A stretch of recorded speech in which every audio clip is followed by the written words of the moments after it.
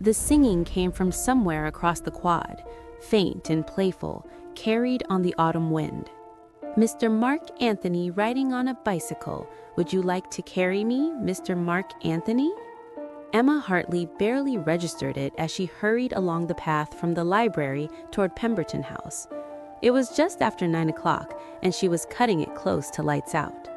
The voice blended into the general background noise of campus life, distant laughter, a door slamming, the low hum of the heating system in the old stone buildings. But she should have paid attention, because that song belonged to a man who'd been dead for 25 years. It was October, present day, at Ashworth Academy in Somerset, England. Emma pulled her cardigan tighter against the cold. The lampposts along the path cast pools of yellow light at regular intervals, but between them, the darkness seemed to press in with an almost physical weight. "Jump on, Cecilia, jump on, Cecilia, jump on." The singing continued somewhere behind her now. Emma had heard it before, some old children's rhyme that older students sometimes sang. She didn't know where it came from or what it meant, just another piece of Ashworth's peculiar traditions. She was halfway across the quad when she stopped. She didn't know why at first. Some instinct, some primitive warning system buried deep in her brain, suddenly screaming that something was wrong. The hair on the back of her neck stood up. Her breath caught in her throat. There was someone standing in the darkness between the lampposts. Emma's eyes adjusted slowly. The figure was perhaps 30 feet away, motionless, positioned just at the edge of the light. A man, she thought, tall and slim, wearing what looked like a suit and a hat. Who wore a hat on campus? Staff didn't dress like that. This man looked like he'd stepped out of an old photograph, formal and anachronistic, wrong in a way she couldn't quite articulate. The singing had stopped. The quad had gone quiet. Then the whistling began. It was a distinctive sound, melodic and jazzy, the kind of tune that might have been cheerful in daylight, but here, now in the darkness, felt profoundly wrong. The figure's head turned toward her. Even at this distance, even in the darkness, she could feel his attention lock onto her like a physical thing. And then he moved. Not walked, not exactly. He simply raised one hand to his hat, a slow, deliberate gesture, and removed it. A gentleman's gesture, courteous, terrifying. "Oh," she thought she heard, though no lips moved. "Oh, this one sees me." The whistling grew louder. He began walking toward her. Each step was measured, unhurried. He had all the time in the world. 20 feet, 15. Emma's legs had locked. Every instinct screamed at her to run, but her body wouldn't obey, frozen by a terror so pure and absolute that it transcended thought. 10 feet. She could see him more clearly now. The suit was charcoal gray, perfectly pressed. The hat was felt, gray as well, worn at a slight angle. Wire-rimmed spectacles caught the lamplight. Behind them, eyes that should have been warm were empty, hollow, wrong. And his mouth was pursed in that eternal whistle. He raised his hand again, extending it toward her. The gesture was gentle, almost tender, like a father reaching for a child. But Emma understood with perfect crystalline certainty that if that hand reached her ear, if that whistle entered her head, she would die. 5 feet. His hand was at the level of her head now, fingers extended, reaching for her ear with patient inevitability. "No," she whispered. "No, no, no!" Emma's hands shot up, clapping over her ears with desperate force. She squeezed her eyes shut and screamed, "No, no, no, no! Emma, Emma!" Hands grabbed her shoulders, solid, warm, real. Emma's eyes snapped open. Sarah Chen and 2 other girls from Pemberton House were crowding around her, worry plain on their faces. "What's wrong?" Sarah demanded. "What happened?"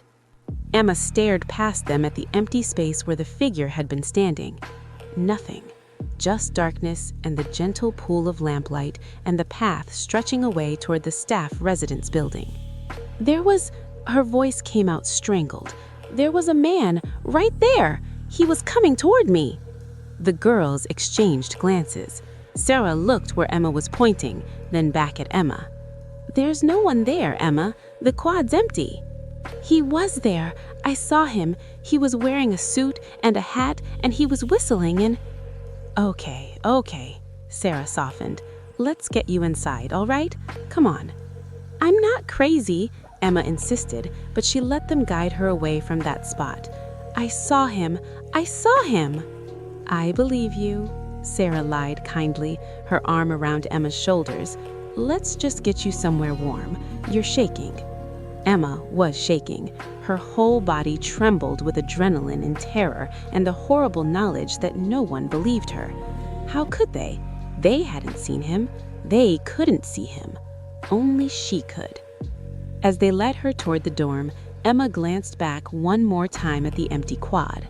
For just a moment, she thought she saw a figure standing at the edge of the light, watching her go.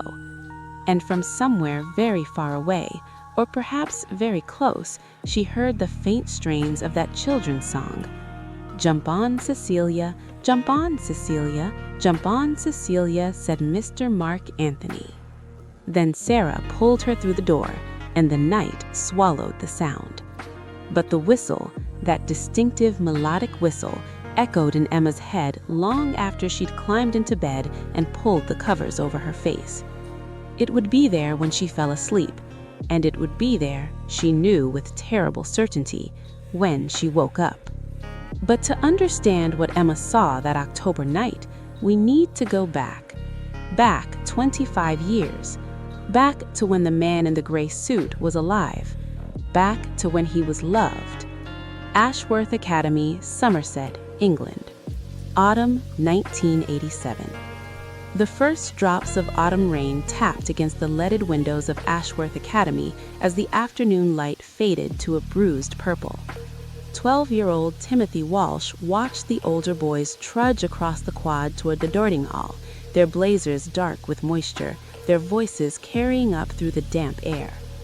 Ashworth sat on 200 acres of Somerset countryside, a sprawling Gothic revival structure of gray stone that had weathered 2 world wars and countless generations of students. It was the sort of place that felt eternal, as though it had always existed and always would, untouched by the modern world beyond its iron gates. The school operated on tradition. 4 houses: Blackwood, Thornley, Ashcroft, and Pemberton. Prefects enforced the rules. Chapel was compulsory on Sundays. After evening meals, students were expected in their dormitories by 9 o'clock sharp. It was a rigid world, bounded by bells and schedules, but within that rigidity, there were moments of grace, pockets of warmth that made the cold stone walls feel less like a prison and more like a home. "Jump on, Cecilia, jump on, Cecilia, jump on, Cecilia," said Mr. Mark Anthony. The singing came from the lower corridor, where a group of 4th years had gathered outside the library, their voices raised in cheerful harmony, giggling between verses. "Mr. Mark Anthony riding on a bicycle, would you like to carry me, Mr. Mark Anthony?" Timothy Walsh smiled despite himself. He'd been at Ashworth for 3 months now, still adjusting to the routines, still finding his place. But even in that short time, he'd learned that Mr. MacAntonio was special. Everyone loved Mr. MacAntonio. The man himself appeared at the far end of the corridor just as the singing reached its crescendo. He was unmistakable, even at a distance. The perfectly pressed charcoal suit, the crisp white shirt, the burgundy tie, and most distinctively, the gray felt hat that he wore at a slight angle, as though he'd stepped out of a film from the 1950s. He was a slim man in his mid-40s, with kind eyes behind wire-rimmed spectacles and a smile that seemed to be his default expression. "Mr. Walsh," he called out, his voice carrying the slight lilt of a Scottish accent. "Shouldn't you be at prep by now?" Timothy straightened. "Yes, sir. I was just heading down." "Well, don't let me keep you." Mr. MacAntonio's eyes crinkled with amusement. "Though I must say, the view from up here is rather splendid. I sometimes come up here myself when I need to think." He'd reached Timothy now, and Timothy could smell the faint scent of chalk dust and pipe tobacco that always seemed to cling to the history teacher. Mr. MacAntonio paused at the window, looking out over the grounds with an expression of contentment. "Beautiful place, isn't it?" he said quietly. "Even in the rain, especially in the rain, perhaps." "Yes, sir." "I've been here nearly 10 years now, and I still find new things to appreciate." He glanced at Timothy. "How are you settling in? I know it can be difficult at first, being away from home." Timothy felt a sudden tightness in his throat. His mother had cried when she'd left him at the start of term, and he'd cried too, though he'd tried to hide it. The first weeks had been lonely and confusing. "It's getting easier, sir," he managed. Mr. MacAntonio nodded, understanding in his eyes. "It will continue to do so. And remember, my door is always open. If you need someone to talk to, or if you're struggling with your coursework, you come find me. That's what I'm here for." "Thank you, sir." "Now, off with you. Can't have you late for prep." As Timothy hurried down the stairs, he heard Mr. MacAntonio begin to whistle, a distinctive melodic tune that was as much his signature as the anachronistic hat. It was a cheerful sound, slightly jazzy, the kind of whistle that made you want to skip rather than walk. The fourth years were still lingering outside the library, and as Mr. MacAntonio descended the stairs, they broke into song again. "Jump on Cecilia, jump on Cecilia." Mr. MacAntonio laughed, a warm, genuine sound. "You lot are incorrigible, and shouldn't you be at prep as well?" "We're going, sir. We just wanted to sing your song, sir." "It's not my song," Mr. MacAntonio protested, but he was grinning. "It's an old children's rhyme that you've all decided to torture me with." "But it suits you, sir." "Does it now?" He struck a theatrical pose. "Very well then, but off with you before matron comes round. You know how she gets." They scattered, still singing, their voices fading down the corridor. Mr. MacAntonio adjusted his hat and continued on his way, whistling that same cheerful tune. Timothy's history class met 3 times a week in a room on the second floor that smelled of old books and floor polish. Mr. MacAntonio's desk sat at the front, perpetually cluttered with papers, books, and a battered leather satchel that he carried everywhere. On Wednesday morning, Timothy found himself struggling with an essay on the Norman Conquest. He'd read the assigned chapters twice, but the dates and names seemed to blur together in his mind, an incomprehensible tangle of Williams and Edwards and Harolds. Mr. MacAntonio noticed his frustration.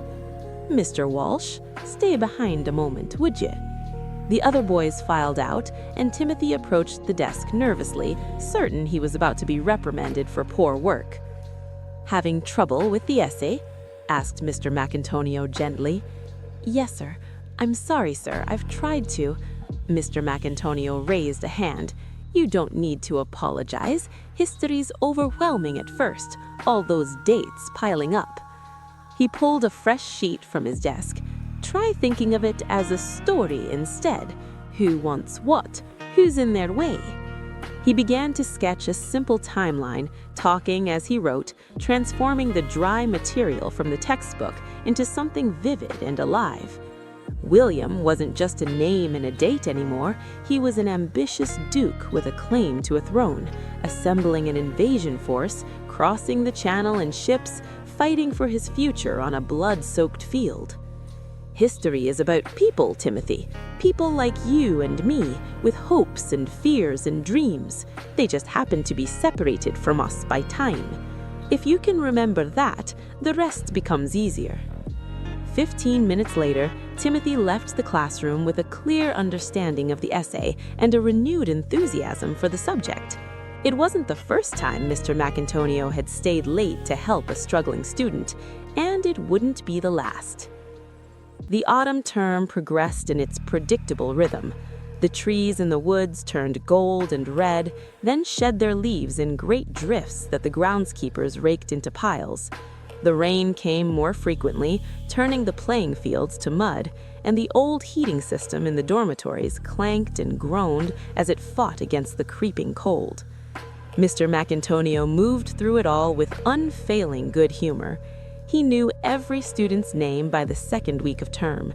He remembered birthdays and inquired about sick grandparents and congratulated boys on their sporting achievements even when they weren't in his classes. When Peter Thornton's father died suddenly in October, it was Mr. MacAntonio who sat with the boy in the chapel for 2 hours, just being present, not trying to fill the silence with empty platitudes. He was known for his terrible jokes, which he delivered with such enthusiasm that students groaned even as they laughed. He did accents during his lectures, a pompous Henry VIII, a weary Napoleon, a nervous Neville Chamberlain, bringing historical figures to life in ways that the textbooks never could. He organized a history club that met on Tuesday evenings, and he led weekend excursions to local historical sites, tromping through muddy fields to examine Roman ruins or Norman churches. And every evening, after the last student had been checked into their dormitory, he would walk back to his own quarters in the staff residence building, whistling that distinctive tune, his hat tilted against the wind, a solitary figure crossing the darkening quad. The students would hear that whistle and know that all was well, that the day was ending as it should, that Mr. MacAntonio was looking after them. "Good night, sir," someone would call from an upper window. "Good night, lads. Sleep well."